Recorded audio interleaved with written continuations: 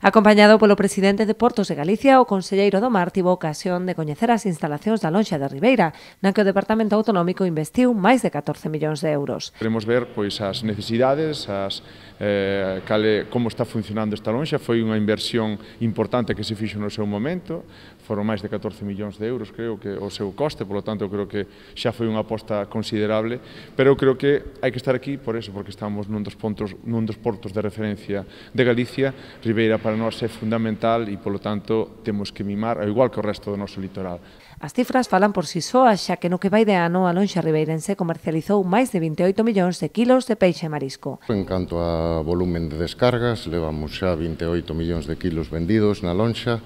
Os precios non son os mellores, en algunhas especies como o lirio, que é moi importante aquí, pois está costando traballo, pero bueno, seguimos traballando por ofrecer a mellor comercialización e intentar que todas as empresas compradoras podan instalarse na lonxa de Ribeira e que sea un punto de referencia.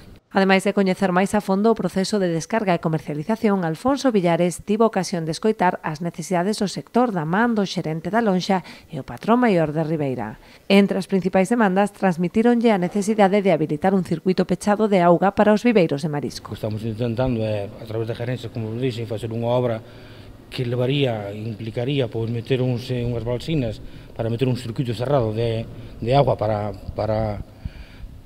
aviveirar máis ben o produto, non solamente para esta hora de venda, sino para cando veñan do mar tamén poder metelo aquí. E, bueno, o que estamos mirando e intentando con o noso conselleiro, co presidente do Puerto, Lorena Pouce, a ver se somos un sitio para habilitalo, non? Poder facer unha obra.